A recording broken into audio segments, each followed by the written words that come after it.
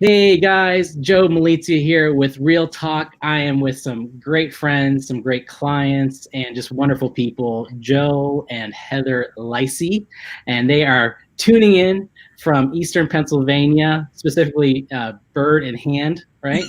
Yes. Yes, yeah. So if you're at all familiar, it's just west of Philadelphia.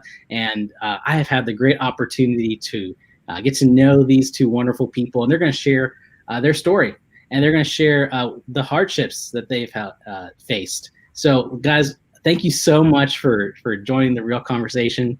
I'm so glad you're here. Would you mind sharing what were the headaches? Like what were the conversations that really led you guys to feel like we might need a coach, we might need another resource, somebody here to stand with us, to walk with us? What was going on? That's 6 months ago when we first started. Like, Wow. You want to go first? Well, that was all you. Okay. So I guess the first time I heard of it was going to a Caitlin James photography thing, and they actually had their coach come on with them, and they just did like an hour session right in front of us, and that really got my piqued interest because Joel and I, we never had like huge ginormous arguments. It was always like these little ones, but then they would kind of compound onto each other until it was kind of like a silent evening of frustration. Yeah. Which nobody can relate to. Nobody has those silent evenings. Their loved one with their partner. Yeah, wait, I like this person. Why again? Right? Yeah, so we kind of were able to get through them easily and sometimes not. So I kind of brought it to his attention that I had been to one, and I like loved listening to it and thought it could be a good idea for us just to have someone to help us work through some of the stuff and figure out what really was causing those little things, because it wasn't that we hated each other. It was just we thought something different, and then how to figure out how to work together on it. Yeah. What were can you guys give us like an example of like what was like, geez, this is annoying. This is a fight, or this is something that's on repeat. It's like a bad country song. We can't get rid of it. No offense to our love and friends. All good. I would say the love language. Oh, that's one. Okay, you say yours, and I'll say mine. Yeah. So speaking her love language, because I grew up in a family of all boys, so it's a very manly man world. Mm-hmm. So that's why like coaching or counseling never even crossed my mind, because you just don't get all emotional, which was my childhood. Right. But so yeah, when she brought it up and like said, okay, well, we keep arguing about this stuff, I was like, yeah, that makes sense that we should do something about it. Because honestly, Bill, whenever you like wouldn't open up, like you wouldn't process it, what was like your inner dialogue that was happening that was like, I'm not going near this? Just, I guess initially, like, I didn't know how, or just mainly like I didn't want to go there because it was because we would just get in an argument. Yeah. So we talked about that stuff. So I just stayed away from it. Which is not healthy. Hey man, it makes sense though. Whenever it's not demonstrated growing up, it's not something that you were really exposed to doing it well, or maybe even confidently. If I didn't know how to do it, then why would I try? Because it's going to lead into a deeper argument.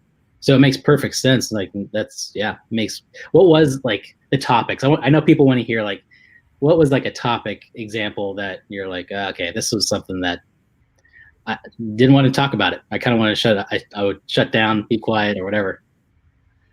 Yeah, I didn't quite finish mine exactly, but so her love language, with like small like efforts of endearment, like to show love. Yeah.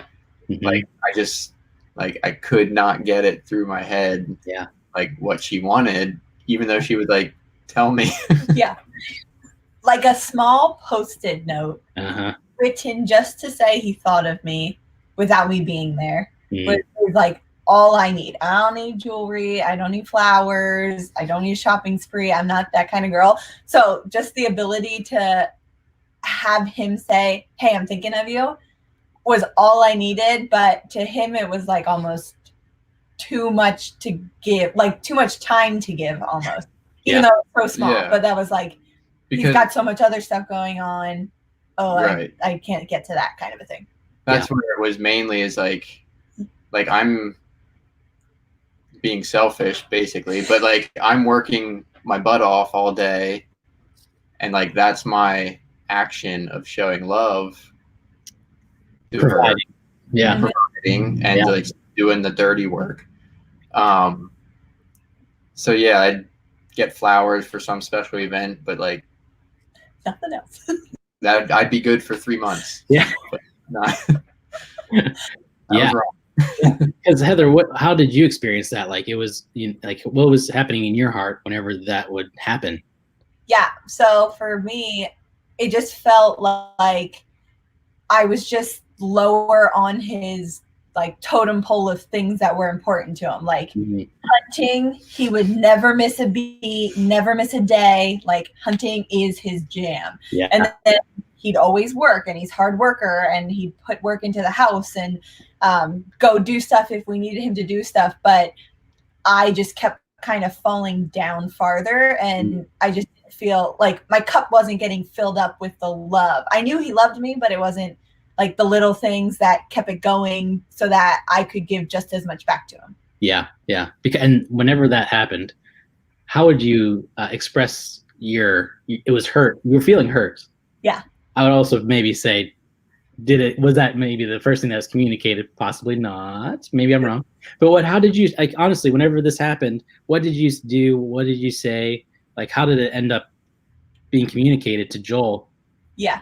So to be honest, a lot of times it wouldn't come up until another argument caused it to come up. So my argument that I was going to say that comes up repeatedly for us before quarantine happened was our schedules were way too busy. I'm a person that loves to fill my schedule with as much stuff as I possibly can, help as many people as I can.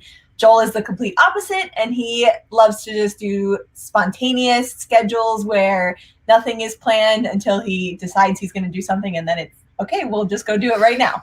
Yeah. So we a lot of times would have a bunch of arguments where he would get overstressed with my schedule, and then that would bring up an argument like I was putting us lower on the totem pole because I was filling my schedule too much. But then I would kind of reciprocate and be like, well, you're not doing anything to show love as well. And like, all I need is a Post-it note, and you can't even do that. Yeah. It's many times how our conversation, how that argument. And it was all in that linear thought of thinking too, right? It was all like, this is, it's all it was very calm and collect, right? Yeah. Yeah. Right. Yeah. No. Yeah, we were like nice sitting with. Right. It's very civil. There was no bitterness. There wasn't any animosity. Yeah. No. Yeah. I know. I think a lot of times we tell you almost all of our arguments would come up when we were stuck in a car, going somewhere, and we couldn't go anywhere, so we had to talk about it. I don't know why. It's like it's either at a car or when we sat down for dinner, and both times you can't leave, you just have to talk about it. Yeah. Well, and it makes sense, like you're walking through, because you both own your own small businesses. You're both young, early careers, but still running businesses that provide for your family. Also very passionate with the extracurricular activities that you guys really enjoy doing. And then you're also married, and so there's a life together part. So it's like, now we get to rumble in the jungle in a place where we're stuck together. Yay! Yeah. And we can't escape. Yeah. Yeah. It is funny how like you mentioned, you listed those in that order because that's basically how we were doing it. Like Heather was building her business, I was building mine, and so we stayed in these two lanes like to provide for us. But the marriage commitment, or I guess the marriage, work was just being put third or whatever. Which at first we were like, okay, that's just how it's going to be. But not after all the arguments and just the stress of like, lingering for 2 or 3 days of like, okay, what did I do wrong now? Or like, oh shoot, did I upset her? Like, how's this one gonna go? And so there's half your week of just like unnecessary stress on top of everything you're doing. Yep. Yeah. So I'm very thankful that Heather brought up this coaching, because I guess I would have just suffered through it. Right. Yeah. It had been working. I mean, honestly, there's a part of it that it was the dance was operating for both of you. Yeah. Like you, from the outside world, let's be honest, could anybody honestly tell that there was something going on that was a disconnect between the two of you? I doubt it. No, always get comments of, we don't know how you guys do this. You guys are like always so happy but so busy, and you can always make time for everything. And and I think to the outside, well, I know I'm really good at hiding my like feelings to people. I just put a smile on and then we go on our way, and nobody really knows. So that was like how it was for the two of us. Everyone to the outside world thought we were killing it. And in our businesses, and our extracurriculars, we were, but the marriage part that people didn't see, we'd come home and like sometimes not talk to each other the rest of the night. So follow home and you'll see. Just come over. Everybody, there's your invitation. Come on over if you really want to see. Yeah. Right. Because I mean, honestly, through all this is real life for a lot of people, right? Where, throw in some kids, maybe throw in some traveling time for work that, you have to do. Or, I mean, Heather, I know you have to travel for work often. And Joel, you have work that is beyond the 9 to 5 as well. So, I mean, it makes sense. And, friends, if you're listening to this, welcome to this conversation, because this is real life. Come as you are. People and notice how there wasn't a lot of collaboration. That's why I gave the title of this, collaborate. Let's work together and not just dictate, because there were things that each of you were pushing onto the other person in your guys' way of experiencing the other. Joel, it sounds like, let's just pretend like nothing's going on. Let's just keep doing what we're doing. And Heather's like, no, in her own way, she's like doing what she wants to do in a different way, and trying to change reality. So friends, like, this is real life. And the beautiful things is that Heather and Joel have decided to be courageous enough to actually explore new possibilities. Because guys, as you have grown, what resources, what shifts, what awarenesses have kind of like allowed for what the crap made change happen? I mean, honestly, like what actually made it go, oh, this is what I'm up to? Because even you guys saying like, man, I was okay operating my lane. Like there was a realization there that took a lot of bravery on your part. What was it that kind of helped get there? You? I did not plan on that, guys. That was not the point of this conversation.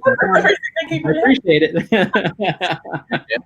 Yeah, I think it was the talks with you to be able to figure out the underlying reasons for our arguments. Like going back to our childhoods and how we grew up in our families. That was the same. The biggest thing for me, like I said, growing up in a family of all boys, like we never said the I love yous or hugs and kisses. Like that just didn't happen. Yeah. Wrestled and fought and built stuff with junk. But anyway, and notice like also so the meaning that you put to that, to like what does that mean now in your marriage? Like how does that translate now as a man that has his own family, right? Like that was, I know something that we talked about before too, is like, okay, this is what I grew up with, but then what does that look like now for me between, you and Heather? Like what goes back to that, well, let's just shut up and move on. Like who cares? Our I'm not going to fist fight my wife. Right. That's No. definitely not okay. Yeah. So I just held it all in, and Mhm. it didn't work, obviously. Mhm. So yeah, it was definitely like a breath of fresh air to one, realize the not the source, but I guess just how it was like engraved in my lifestyle growing up. But yeah, to combine that with, a second life, Yeah. it got rocky, but yeah, just to know that that's like our backgrounds are coming together and we're sorting through this stuff. And Another thing, no joking aside, or joking aside, wow, I'm really bad at these. Quarantine was a really good timing for us as well. Yeah. Because we both have our own businesses. We both worked a 9-to-5 full-time. job. Yeah. Full-time work plus building businesses. Yeah. We both were volleyball people. That's 4 jobs. So friends, if you are wanting to do entrepreneur work, 4 jobs. Wait, it gets better though. Yeah. We were both volleyball coaches and we both did youth ministry. Yeah, so he was our leader and I volunteered. So needless to say, and we got a dog and a house and normal like adult things that get to take care of. Yeah. So a big thing for us to do was that like every night we would say what did we have planned for the next day. So we started that right before quarantine happened, and even that little shift in our conversation was super helpful because I wasn't putting into his schedule what I wanted him to do, and he wasn't trying to do it to me. We knew what we had individually and then could fill in the rest in between. Yeah. So that was super nice before quarantine. Or leave it open. Well, yeah. Well, because let's talk about that. There's a difference in how you guys experience time. Yeah. Yeah. Share a little bit about that, because that leave it open statement's I loved how Joel just slipped it right in there just for it was good. On it. Yeah. Yeah. So, go ahead. Well, and the quarantine, and like I know families had a hard time through this and stuff, but it really was a time for us to grow together because a lot of places shut down. I mean, so her schedule couldn't be scheduled. So I was like, you can't leave. She's in the car again. She's not leaving. Can't go anywhere. But yeah, I mean, that much time together was really good for us. And for open time, for me, if I see open time on a schedule, I'm going to try and fill it with anything. If I can work from home, if I can go see someone, if I can help someone with something, I'm going to go fill it. And for Joel, his open time was like, I'm going to sit on a couch and I'm going to relax and or walk the dogs or whatever comes to mind. Nothing. Go to his empty box. He has this thing where he like doesn't think about anything. So it was like 2 complete opposite feelings of, okay, this evening we don't have anything. What can we do? And he's perfect. We don't have anything. Yeah. It's my father-in-law Kevin just shared and sharing calendars is a good practice, and it's true. Yeah, we have a funny story about that. Yeah. Oh, good. Yeah, let's go. So I'm a huge calendar person, and I love agenda books. I have like 3 different calendars that I like circle between. And Joel doesn't do a calendar.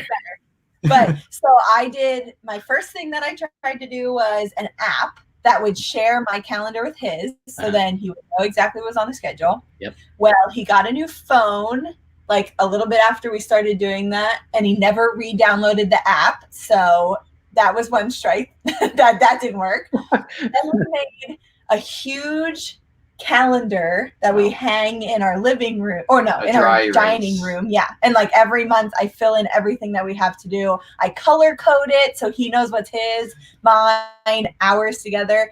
Well, he just walks past the calendar and doesn't look at it.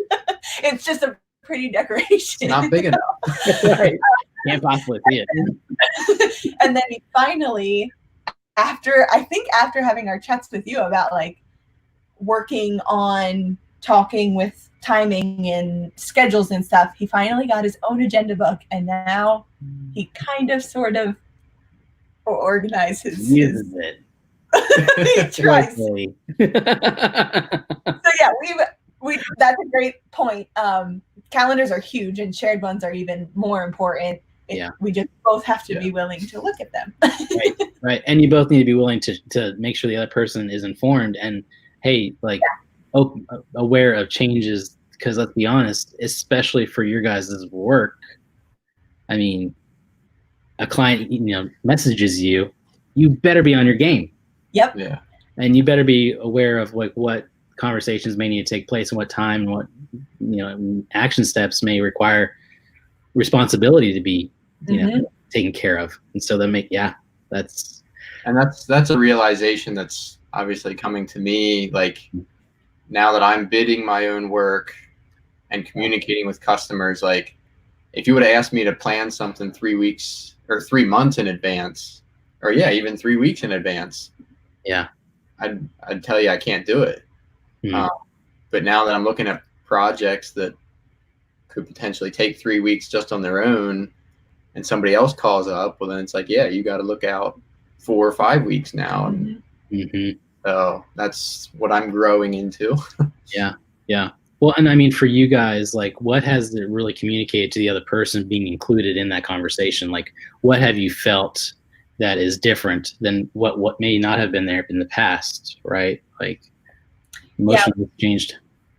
I know at first, and I'm still working on it. My thing was I would get an invite or something set up, or a client reaching out to me to ask for a time for a meeting or a shoot.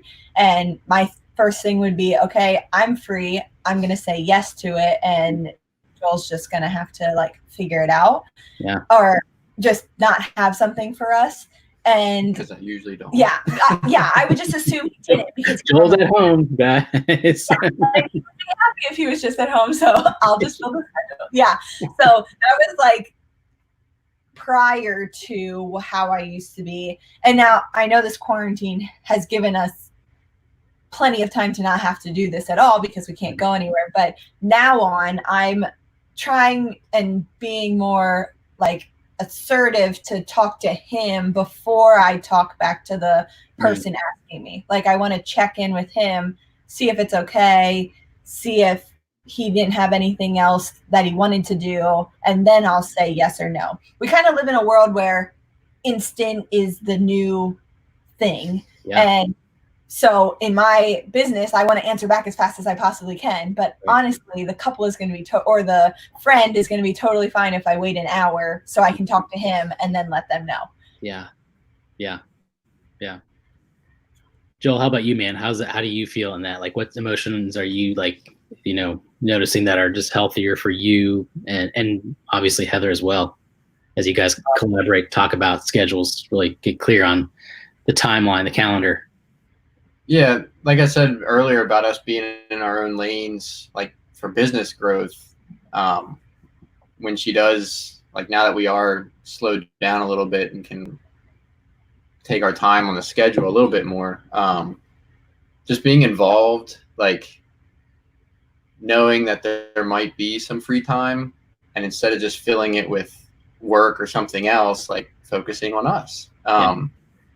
So I think an excuse and / reason, but mainly an excuse I use for not like our date nights, like didn't really happen much, but I would say, oh, well, you have so much going on, like we can't do this. And like, I want to do a spontaneous date night, but that couldn't compete with the schedule that was jam packed.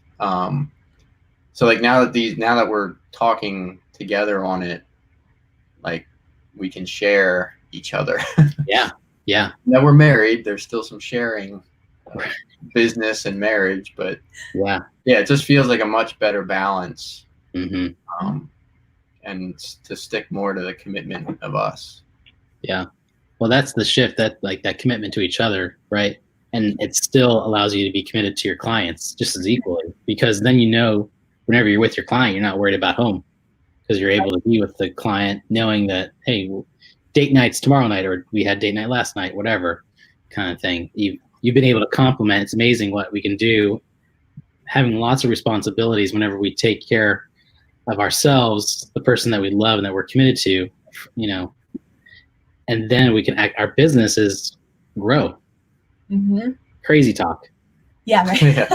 Yeah, it's just a simple thing of like sitting down and planning out date nights once every other week or something, or once a week, or on a weekend, just to be able to write it in our schedule makes me as a planner know, okay, that day is off limits. I can't schedule anything, because before we wouldn't write it down. It would just be whenever it was available. And that's when it would be several weeks until we finally did something together, because I didn't have it on my schedule. So I just filled up the schedule. Or that would be that one date night is the time that we were stuck in the car and we have our argument. Oh yeah, true. So we have had many spoiled date nights. Yes. Yeah. Off good and then ended bad. Yeah. It all built up leading to that one time, and here we are. Now we're arguing, right? Like whenever we don't get into that repetition of building that muscle, being together, connecting together, even in the small things, it's just proof that it doesn't take a lot of work all the time. Yep. Because I think there's a reality that I know I experience, is that I can think even in my marriage, like, oh man, I have to have a deep, meaningful conversation every day, right? Yeah. Right, exactly. No, it's not true. And Em reminds me, she's like, no, I don't need that. Like, check in, yes, absolutely, right? But I've whenever is that something? How's that been for you guys experiencing? Oh wait, if I just do little bits, I actually get to enjoy the whole pie, like of life, a lot easier. Yeah, it's as easy as a sticky note that says, something I like about you, or I'm thankful that you are. Mm-hmm. Yeah. And I have a whole board that I made up. Wow. You're doing very good. Good job, Joel. Yeah, it's just the simple fact of, if something comes up, don't push it under the rug because you don't think you have time to talk about it, or you're not in the mood to talk about it. Instead, just bring it up and let them know what's up, because one, you're in a better state of mind at that point, because it hasn't built up, so you can be more willing to talk to someone. And then two, you're taking little pieces at a time, instead of trying to figure out and argue out 10 different arguments that have just built up over that time. So doing it one by one makes it a lot more easier to get through and figure out what we can do for the next day to make it better, instead of trying to figure out everything at once at dinner when we are just yelling at each other. Yeah. And honestly, how have you guys done that? Like, what does that look like in that like, that's an example of that. Like, how have you brought that up before it becomes a snowball that's bigger and meaner and more aggressive? Like, how have you brought that up in conversation, like, more recently? And you start. Okay. So when we talk in our coaching calls, and one that came up for Joel that we've been trying to work on is his scenarios he makes in his head without letting me know that he's doing it. It'll be something simple, but in his head, he's gone to like the worst part and trying to think of every bad thing that can possibly happen. Yeah. So now I'm able to understand that he does it, first off, because we talked about it, and I can kind of look and see when his brain kind of seems like it's going up 10 miles or 100 miles per hour. Right. 10 would be really slow. 10 would be what we wish it was. But then also for him, now that we've talked about it, he's more able to talk to me and kind of say whatever the situation is. And then before he can even get to the scenarios, we've been able to talk out, okay, this is what could probably happen in a better way than him being like, this is going to be the worst thing ever, or this is going to be even worse than that. So it's a lot easier for him to just take a step back and slow down and really think of what's happening and not what could happen. Yeah. And we definitely had like a light bulb moment during our coaching call with Joe, just about that. And like, I was just like, oh my gosh, I actually, like, I do that.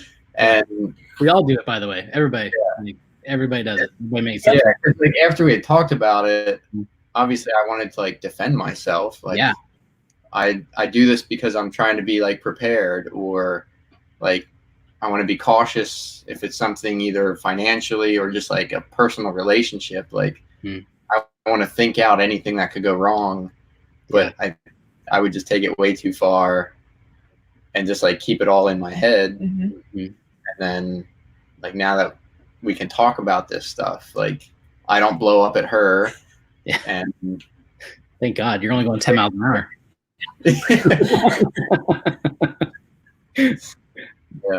Yeah, that's huge. That honestly is such a gift whenever you can actually come, because it's requiring vulnerability from both sides. Right? Joel has a level of, I'm gonna let her in. And even for me, it's almost the same kind of a thing. Like, now that we've taken the time to listen to each other and talk and just kind of be together during this quarantine, Joel's able to know when something's bugging me without me saying it, because my issue is like, I like to hide it in and like figure it out on my own. But he's been doing really good at knowing when that's happening without me saying it, and like kind of urges me to start saying something, or he'll say, what's bugging you, or how can I help, or something's wrong, what is it? And it'll cause me to talk to him instead of me just sitting in quiet trying to process it on my own. So it's nice that we've had this time together to really figure these things out, so then as our life picks back up, and hopefully it's not as crazy as it's been, we can at least work on these things and not have to try and figure them out from the start. That's where the gift is for both of you, to change the tempo, change the rhythm, and yet realizing that it's a muscle. It's only going to happen if you work on it. We have a really good question here that I really want to get to. Samantha, my sister, going along with this, with both of you working so many jobs, do you find it difficult not to always talk about your careers / I'm sure like work? Yeah. I don't know. I don't think we talk about it too much. Do we? Like just us together? Yeah, or two of you. Yeah, maybe like whenever it's just the two of you. Do you guys find like work to come up often? Maybe too much. Yeah. In the yes, definitely in the beginning, because she had more of the business like concept figured out. Like, I was just like, oh, I'll just build you something, and that's it. I'm really good at building things. This is good. Pick things up. And every craftsman under the sun. I can build this. Yeah. In that voice too. Yeah. He does that all the time. But in order to build more stuff, you need to have a business to market and promote. So yeah, we talked about that a lot, because she would like remind me like, hey, did you do this like part? Like, where are you at in your procedure of like starting up your business? Yeah. So that was a lot like up front. And now, and that always, sometimes I get frustrated about it, and like, just like easy, like, let's take this a little bit slower. But I am very thankful that she persisted, because I'm where I'm at now because of that. And with our 9 to 5, since they were both kinds of things that we weren't in love with compared to the job or the businesses that we both started, a lot of times if something would come up about our careers, it was the bad things about those 9 to 5 jobs. It wasn't the good things. So a lot of times we had tension whenever the other person would start talking about it, because we knew it was going to be them complaining. So the small amount of time that we had together, a lot of times was one of us complaining about what happened at work that day, that put us in a bad mood. So I think now trying to slow our schedules down and really work on that, we'll have more time to talk about other things, and it won't just be, okay, recap your day. I had a crappy day, and then that's it. So even if we do have to talk about something just to get it off our chest, it's not our entire conversation for the day. We still have time to talk about the better things. And when we started coaching, before businesses closed down and everything, like that was our like vent session for actually talking about us and talking about marriage and like stuff like that. Because before that, it was just kind of complaining about stuff. Yeah. So yeah, it's getting better, but yeah, it was a lot of work talk. Yeah. Well, it's amazing when you're willing to actually have the conversations on the front end, right, and actually make space for it.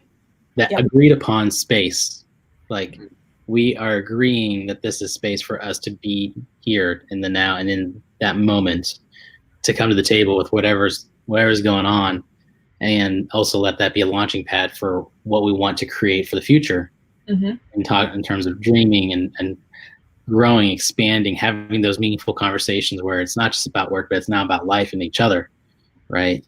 As we talk about our businesses in a joyful way, the things that we're struggling with and the things that we're succeeding, like that's such a gift. And both of you guys have such a cool story of Heather in the photography. You've been doing that for how long now? This will be my second full-time full year. 3, like 2.5 that I did other stuff. Yeah. And honestly, and Joel, how long have you been doing what you've been doing, man? Well, this is weird. Yeah. So carpentry work. So cool. Carpentry work I've been doing for like 8 years. But getting just to my craftsman business really has just been this year that I stepped out onto my own. Yeah. His process was like he worked for a company for so many years, and then he worked for one guy, and then he worked as a subcontractor for a company, and now he is his own business. Yeah. Well, and it's what I find so encouraging is both of you guys share the risk of starting a business, which it is. And you both took it early, like in times where it didn't really make a whole lot of sense even, like, right? Like that's such a gift that you guys have. That's something that I'm just so proud of you, because I know that the work that you guys have been working on together has made the work in your careers more lively, more meaningful, right? Like it's not just your passion, it's a reflection of your joy in each other and yourselves, which is then able to be a gift to the people that you're serving, right? And it's all because you're not trying to dictate and try to like pigeonhole the other person to do what you want them to be doing, because that's you can't do that in business. Hey, do this. Okay, see ya. I'll go somewhere else. Like, right? Try having that conversation with the client. They don't seem to like it, right? Heather and Joel, like, what do you guys, if people are listening right now, they own a business, maybe they want to start a business, they're married, they have a significant other in their life, right? Like, what message do you want to share with them? They're feeling stuck. They're stuck in the relationship in terms of they're having the same arguments over and over again. The car is more of a battlefield than it is a joyful experience. Maybe even home's a battlefield. Like they come back home, and as soon as they walk through that doorway, it's like game on. And so whether it's with their spouse, with their kids, whatever, like what would you say to them? I think my big thing that I've just recently realized is like this statement of stop and listen before you do blank. Like you could fill in anything there before you say something to your husband you might regret, before you say yes to taking an appointment or a meeting, or before you, like anything that you are about to do, just stop and slow down and think about, like, are you making the right decision? Are you just reacting quickly before you really thought about what you want to say? Is it the best thing for you and your husband that you're making the decision on? Like, no matter what, just stop and think about it before you do it. Yeah. I love that. Pause, like let it actually. It doesn't have to be instant. Like 30 minutes is still really fast compared to other people, but it gives you time to think about it. Yeah.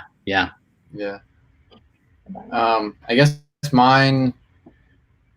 I guess realizing like it's gonna be hard work. Because before we started coaching, like it sucked having all these arguments and trying to balance life and business and all that stuff, and but yeah, just not wishing it would get easier, but actually like accepting that it's going to be hard work, it's going to be uncomfortable, like physically, like exhaustion, but also emotionally, there's going to be growth by being honest. And I think that's where I really grew, was just being vulnerable, like we mentioned. Like that's hard to do. And just talk it out. Like you're married to this wonderful person that you're living with. Like, so try not to make it worse. There's a post-it note there for you guys. There's a post-it note message right there. So yeah, being honest with that person. Like you're not. So many times it felt like we were competing against each other, but we're still like our finish line's the same thing. Yeah. So why are we tripping each other or whatever? Yeah. So just opening up to each other and being honest about feelings, about workload, about what you feel like they're doing. Yeah. That scenario story that's going on in your mind. Yeah. So. What a gift. I mean, honestly, like friends, this is what it means to collaborate. Vulnerability, pausing, like that's where the collaboration takes place. We can all talk to each other, but are we willing to listen and actually hear the person out? Yep. That's such a gift. Kevin mentioned a really good thing. Coaching helps us have meaningful conversations with an encouraging thinking partner, asking good questions, right? Like, and then you guys get to carry that into the conversation in real life with each other, not coaching each other. That's never. I've tried to do that, and it doesn't bode well in our house. And so it's definitely you get humbled during your coaching calls, but it doesn't. It translates different once it's just the two of us out in real life. Like you learn what was the mistakes or what was wrong, and you're fixing it together, and it's a lot better. Yeah.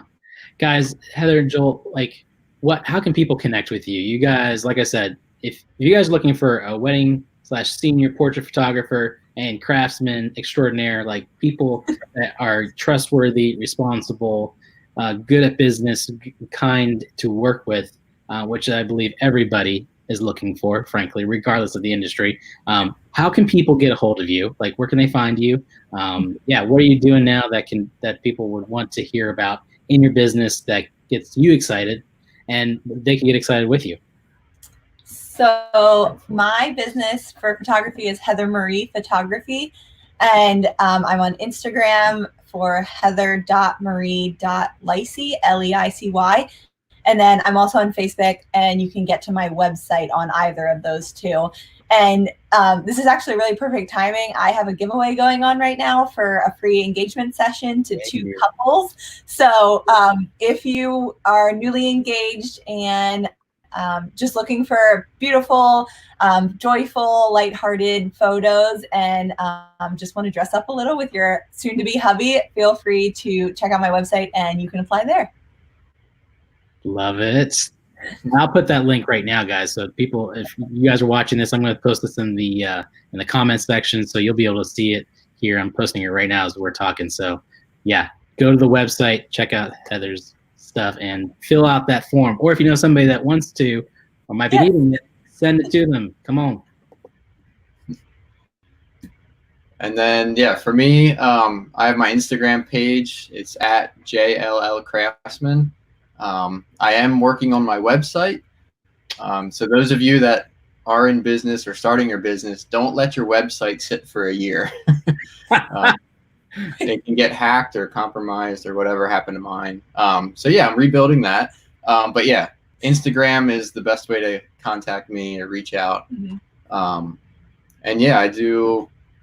Obviously, I'm not turning down any kind of work. If it can be made out of wood, I'm doing it. So I just built on-site shed construction. Was it a she shed? No, it's all his. Okay. But mowers and chainsaws. And if you're on Instagram, you can see I recently started a fence project in our yard, and then somebody reached out and was like, "Hey, can you build that in my yard?" I'm like, sure. He does it all. So yeah, I love the variety and creativity of you as a customer, because I can build it. I just need to know what it is I'm building. Yeah, which is awesome, because that is something that's such a gift for so many people that are wanting to have such creativity. Both of you guys bring that to your work.